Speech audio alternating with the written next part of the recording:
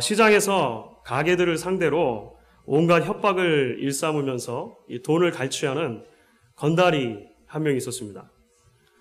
이게 이제 소위 보호비라고 하는 명목으로 상인들의 돈을 뜯어가고 또 때에 따라서 폭력을 휘두르기도 하고 뭐 그랬습니다. 상인들이 이 건달이 무서워서 벌벌 떨면서 이 포악한 일을 서슴지 않는 이 사람에게 저항도 못하고 이렇게 있었던 것이죠. 근데 갑자기 나라에서 조직폭력배 특별 검거기간 뭐 이런 거 있지 않습니까? 해서 이제 내려진 것입니다. 그 기간 중에 이 건달도 이제 검거가 되었습니다. 그가 이제 경찰서에 잡혀가가지고 유치장에 들어가서 이제 옷을 갈아입어야 되는데 그 옷을 갈아입는 모습을 보다가 그 경찰서에 있었던 경찰들이 갑자기 와 하고 웃음을 터뜨린 거예요. 왜 그랬을까요? 옷을 갈아입는데 보니까 그 건달의 팔뚝에 이런 문신이 새겨져 있는 것입니다. 착하게 살자. 착하게 살자. 여러분, 저희가 웃을 수 있는 이유가 무엇입니까? 팔뚝에 착하게 살자라고 아무리 새겨져 있지만 이 사람의 실제 삶의 모습이 그대로 살지 못하는 모습. 그렇죠. 구호와 현실 사이의 괴리. 조금 어렵게 말하면 그런 것이죠. 우리가 함께 웃을 수 있는 이유라고 생각이 되어집니다. 문신의 구호는 그냥 구호대로 새겨놓은 것이고 삶은 삶이라고 했던 것이죠. 사랑하는 성도 여러분, 새해가 되면서 교회도 한 해의 표를 내어놓게 됩니다. 2013년도를 생각하면서 오랫동안 기도하는 가운데 오늘 우리가 함께 읽은 에베소서 4장 13절부터 16절까지 말씀에 제 마음이 머무르게 되었습니다. 그리고 이 말씀 가운데서 2013년도 저희가 함께 달려가기를 원하는 교회의 표를 이제 결정하게 되었습니다. 그것이 바로 사랑 안에서 자라가는 교회입니다. 사랑 안에서 자라가는 교회. 하나님께서 말씀을 통해서 건강한 교회라고 하는 건강한 교회는 반드시 사랑 안에서 끊임없이 자라가는 교회여야 한다라고 하는 것을 깨닫게 해 주셨습니다. 저는 정말로 2013년도 우리가 함께 지내는 동안에 저와 여러분 모두가 사랑 안에서 자랄 수 있기를 바랍니다. 이 표어가 그저 표어로 끝나버리거나 심지어 전혀 어울리지 않는 삶으로 한 해를 마무리하게 되지 않기를 저는 간절히 바랍니다. 그래서 오늘 우리가 이제 한 해를 여는 첫 주일 예배를 함께 드리면서 사도 바울이 에베소서 6장에서 말씀하신 그 말씀에 조금 더 귀를 기울일 수 있기를 바라는 것입니다. 그리고 우리 모두가 사랑 안에서 건강하게 계속해서 자랄 수 있기를 함께 기대하고 그런 교회를 함께 꿈꿀 수 있게 되어지기를 간절히 소망하는 것입니다. 오늘 무엇보다도 사도 바울은 오늘 말씀을 통해서 신앙이라고 하는 것은 계속해서 자라가야 하는 것이다라고 하는 진리를 다시 한번 우리에게 소개를 해줍니다. 신앙생활은 끊임없이 자라가는 과정이라고 하는 것입니다.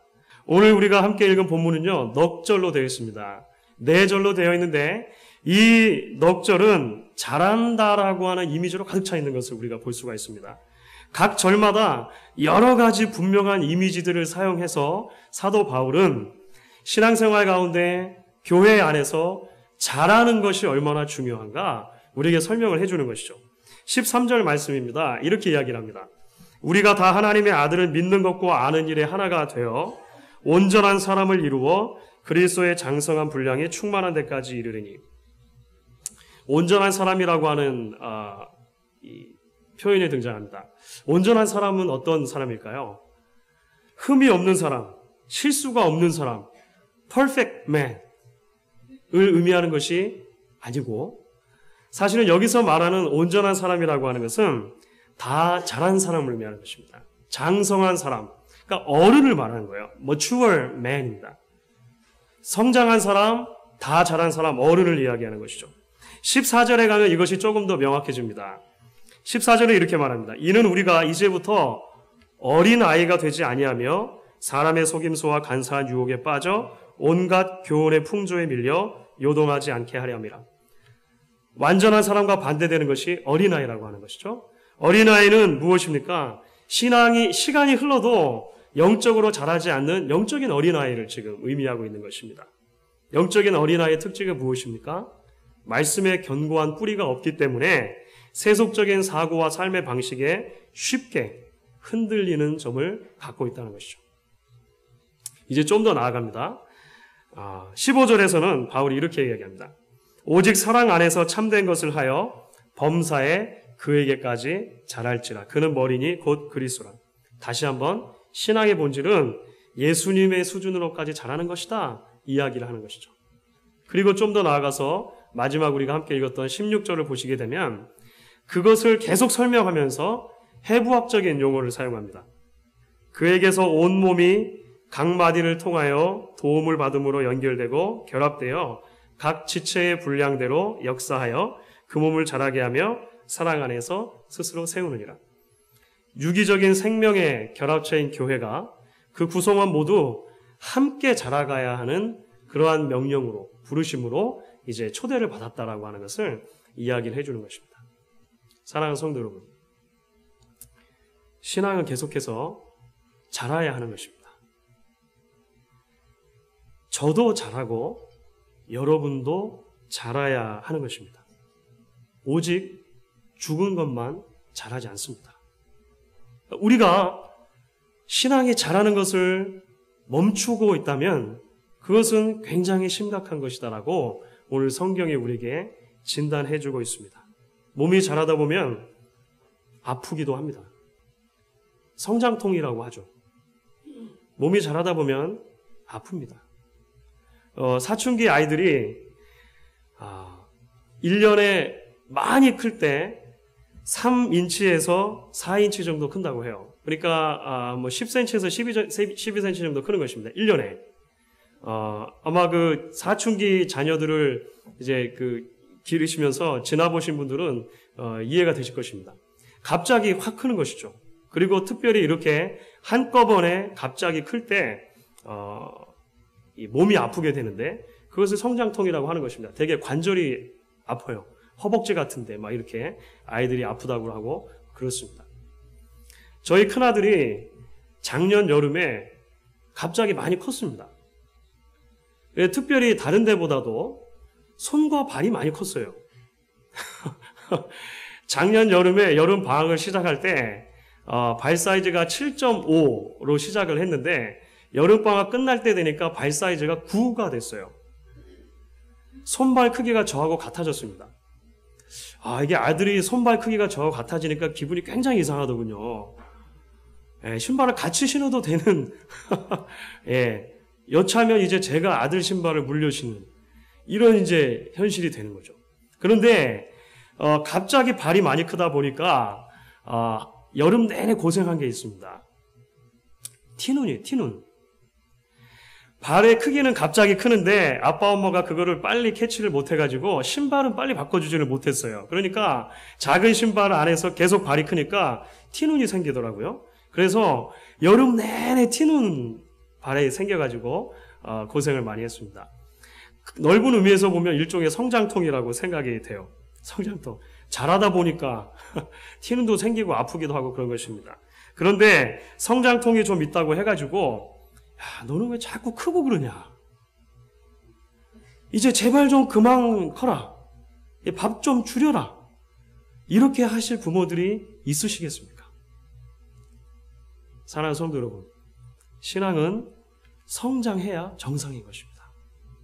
성장해야 정상인 것입니다. 그리고 자라라고 하면 때로 성장통을 겪게 되어 있다라고 이야기하는 것입니다. 특별히 공동체가 자라려고 할 때 더 큰 성장통이 따르는 것이 일반적인 것 같습니다.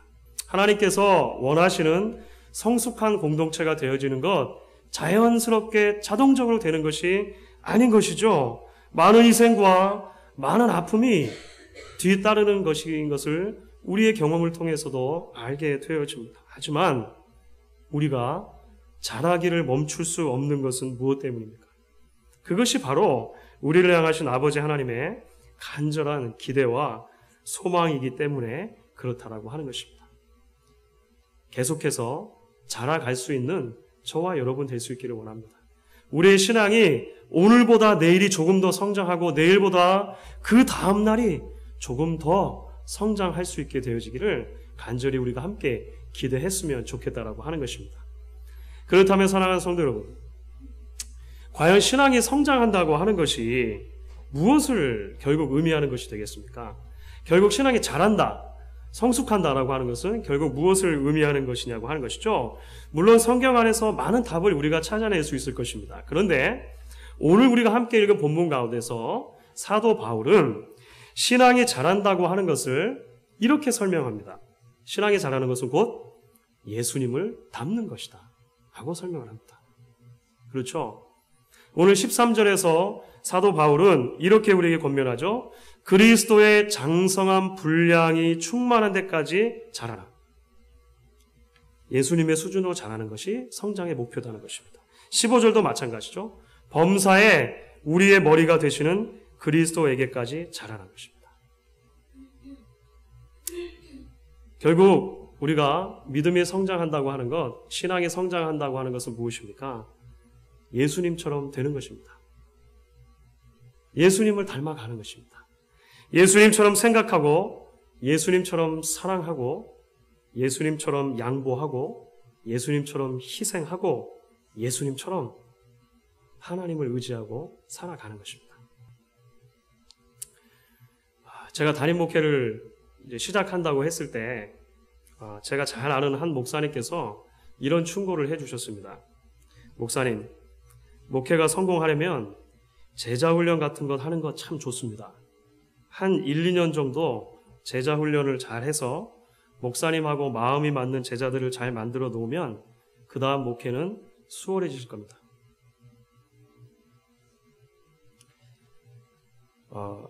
그분이 제 한참 선배님이시기 때문에 그 앞에서는 뭐라고 말씀을 못 드렸는데 사실은 그 말씀을 듣는 동안 마음이 많이 슬펐습니다. 그렇게 생각할 수도 있겠구나. 성도를 목사의 제자로 만드는 일에 제자 훈련이 사용될 수도 있겠구나. 정말 그렇게 믿고 목회하는 분이 있을 수도 있겠구나 라고 하는 생각이 들어서 서글퍼졌습니다. 평신도 제자 훈련을 처음 시작하셨다고 알려져 있는 우리 옥하는 목사님, 돌아가셨습니다만 옥하는 목사님께서 살아계실 때 이런 말씀하셨습니다. 제자로 만들기 위해서 훈련하는 것이 아니라 이미 제자이기 때문에 훈련하는 것이다 얘기를 하셨어요. 우리는 예수를 믿는 순간 이미 예수님의 제자가 되는 것입니다. 그리고 제자는 예수님을 닮도록 부름을 받은 것입니다. 더욱더 예수님을 닮아가는 것, 그러기 위해서 훈련하는 것, 그것이 제자 훈련이겠죠. 굳이 이름을 붙이자면 그것이 성장이고 성숙일 것입니다. 사랑하는 성도 여러분, 저는 여러분이 주은재 목사를 닮아가는 제자가 되지 않기를 바랍니다. 저는 여러분들이 예수님을 닮아가는 제자들이 될 수 있기를 간절히 소망해요. 예수님의 제자로 예수님을 닮아가고 계속해서 성숙해 가실 수 있기를 바라는 것입니다. 저도 예수님의 제자고 여러분도 예수님의 제자입니다. 그렇지 않습니까? 저도 예수님의 제자죠. 여러분도 예수님의 제자십니다. 저나 여러분이나 그리스도의 장성한 분량에 이르기까지 자라가야 할 주의 어린 양들이라고 하는 것입니다. 담임 목사를 사랑해 주시고 좋아해 주시고 아껴 주시는 것이 참 감사합니다. 제가 일일이 말씀드릴 수 없는 많은 사랑과 많은 섬김을 사실 목양교회 사역을 시작한 뒤로 지난 한 해 동안 받았습니다. 얼마나 감사한지 모르겠습니다. 여러분 계속 사랑해 주십시오. 계속 아껴 주십시오. 예. 하지만 사랑하는 성도 여러분, 여러분들이 담임 목사 한 사람의 인격에 매이시면 안 됩니다. 여러분들이 제 눈치를 보시다가 신앙의 핵심을 놓치시면 안 됩니다.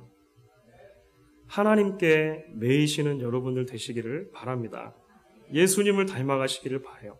제가 이 작은 저의 인격에 여러분들을 가두어 놓고 여러분들을 흔들려고 하는 그 치명적인 목회 유혹에 빠지지 않도록 여러분들이 계속 깨어서 저를 위해 기도해 주시고 함께 교회를 세워나가실 수 있기를 바라는 것입니다. 여러분, 예수님만이 우리의 소망입니다. 그 예수님을 바라보며 예수님을 향해서 끊임없이 자라가는 것, 그것이 우리 교회가 하나님이 기뻐하시는 교회를 세워져 가는 길이라고 하는 것입니다. 2013년 한 해 동안 이러한 비전이 저와 여러분들 가운데 있기를 주의 이름으로 간절히 축원하는 것입니다. 그런데 여러분, 이제 바울은 교회가 하나의 공동체로 그리스도의 장성한 분량까지 자라가는 데 있어서 반드시 필요한 요소가 하나가 있다라고 덧붙여서 설명을 합니다. 어떻게 그리스도의 장성한 분량까지 자랄 수 있는가? 어떻게 교회는 계속해서 자라는 것을 멈추지 않고 자랄 수 있는가? 반드시 필요한 요소가 있는데 그것이 사랑이라고 오늘 본문에서는 바울이 이야기하는 것입니다. 15절과 16절을 같이 읽겠습니다. 15절과 16절 말씀 한번 같이 주의 깊게 읽어보도록 하겠습니다. 오직 사랑 안에서 참된 것을 하여 범사에 그에게까지 자랄지라. 그는 머리니 곧 그리스도라. 그에게서 온 몸이 각 마디를 통하여 도움을 입음으로 연락하고 상합하여 각 지체의 분량대로 역사하여 그 몸을 자라게 하며 사랑 안에서 스스로 세우느니라. 자라기는 자라되 사랑 안에서 자라가야 한다라고 하는 개념이 두 번이나 반복되고 있습니다. 그렇죠? 이미 말씀드렸는데요. 재미있는 것은 이 부분에서 바울이 해부학적인 용어를 사용한다고 하는 것입니다. 교회를 몸에 비유하고 있습니다. 예수님께서 머리이시고 우리 모든 성도들은 그 머리 대신 예수님을 중심으로 해서 이제 몸을 이루는 각 지체들이라고 하는 용어를 사용하는 것이죠. 사실 이것 자체만 놓고 보면 바울이 고린도전서와 같은 다른 곳에서도 이미 사용하고 있는 개념입니다. 그러니까 저희에게도 익숙한 이미지죠. 몸된 교회, 이런 말씀을 우리가 많이 쓰지 않습니까? 익숙한 개념입니다. 그런데 에베소서의 본문, 지금 우리가 함께 읽은 이 본문에서는 지금까지 바울이 잘 사용하지 않았던 다른 개념 하나를 가지고 들어와서 이 몸의 개념을 설명합니다. 그것이 무엇이냐면 마디라고 하는 표현이에요. 마디. 그렇죠? 이 마디가 뭐냐면요, 관절입니다. 관절, 조인트.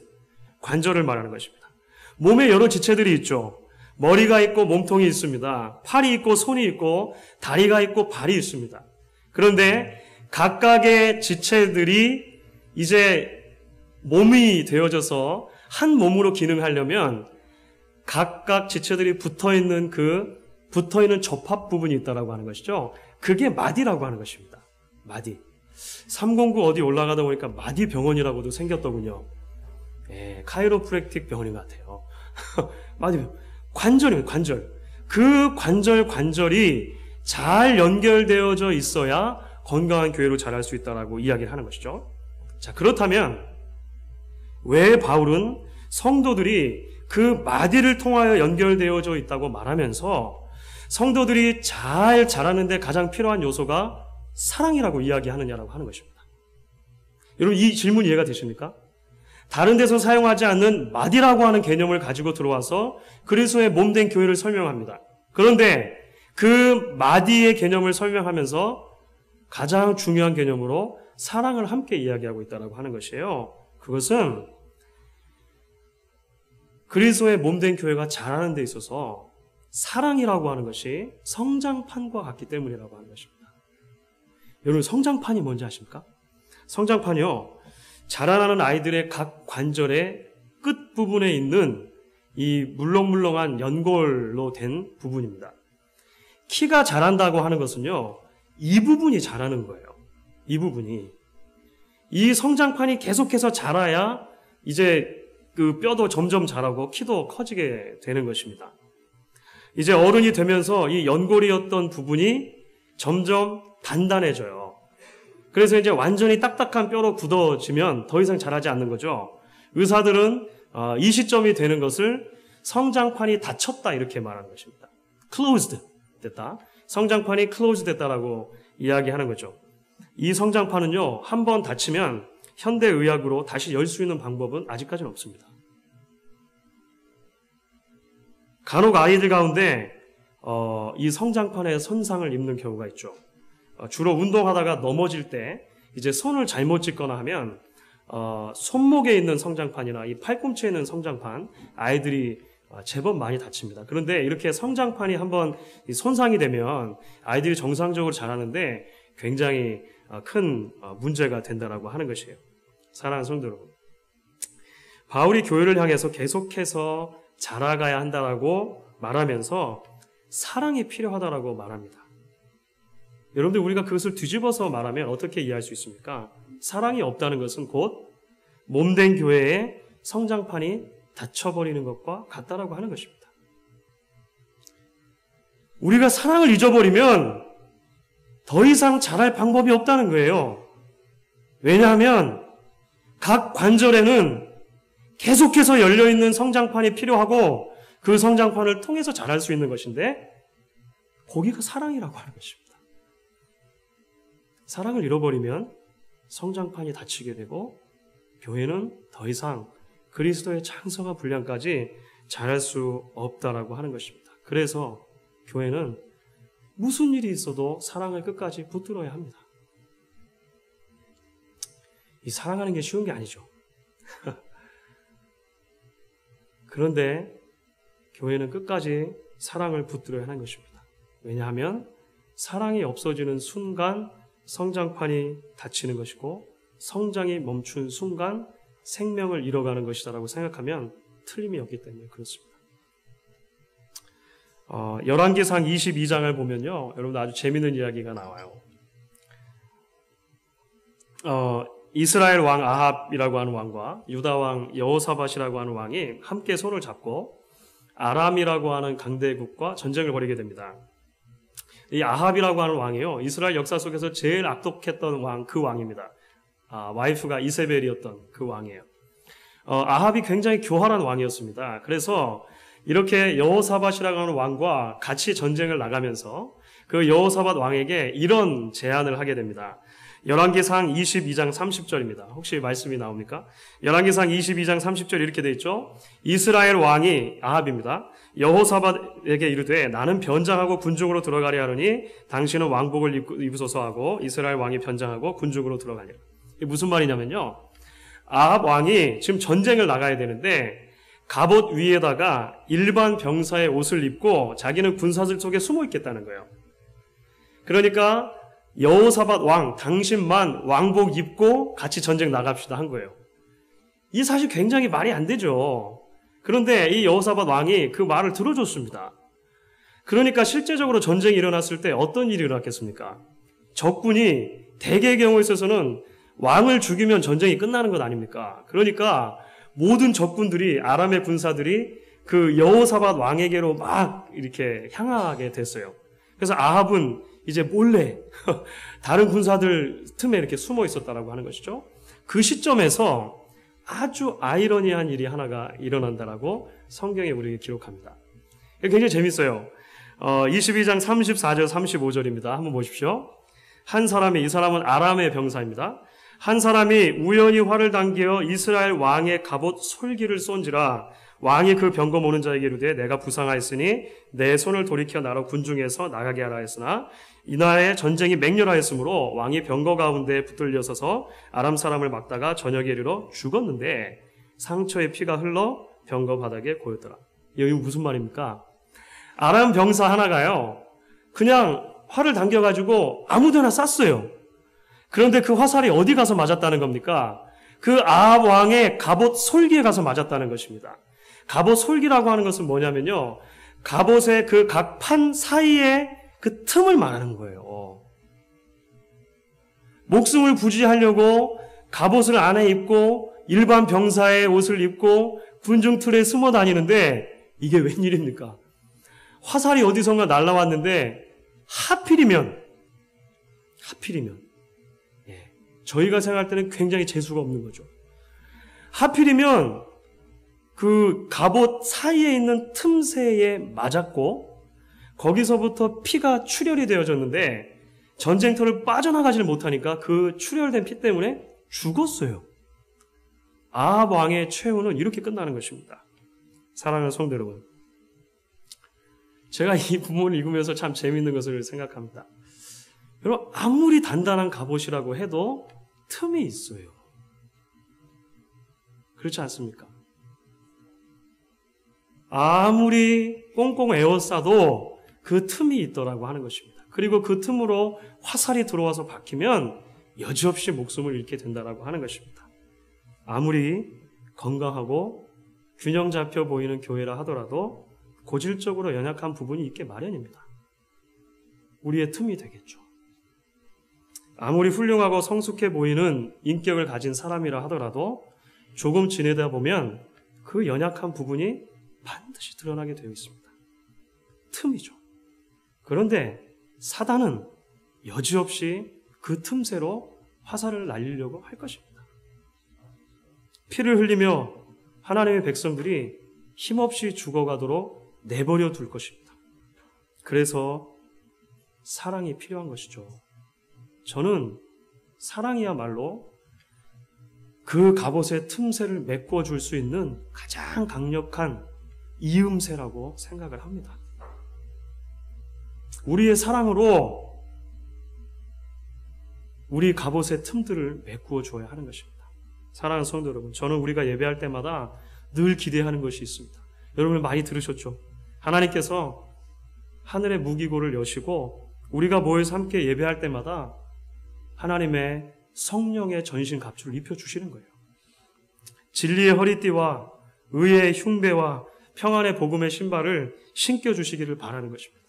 구원의 투구를 씌워주시고 믿음의 방패, 말씀의 검, 막 하나님께서 우리에게 예배할 때마다 들려주시기를 저는 간절히 기대합니다.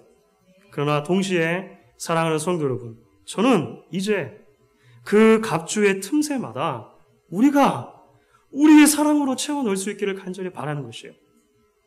그 빈틈마다 사랑으로 채워 넣어서 서로를 그 어떠한 공격으로부터 지켜주기로 결단하고 정말로 하나님께서 기뻐하시는 아름답고 복된 교회로 함께 세워져 갈 수 있기를 우리가 기대할 수 있으면 좋겠다라고 하는 것입니다. 사랑 안에서 자라가는 교회. 이것이 2013년도 저희가 함께 붙들고 기도했으면 하는 제목입니다. 2013년도 새해에 하나님께서 저에게 주시는 비전으로 이 말씀을 받으시면 좋겠습니다. 그리고 이 한 해를 보내는 동안 저와 여러분이 그런 교회를 기대하고 함께 꿈꿀 수 있게 되기를 주의 이름으로 간절히 축원합니다.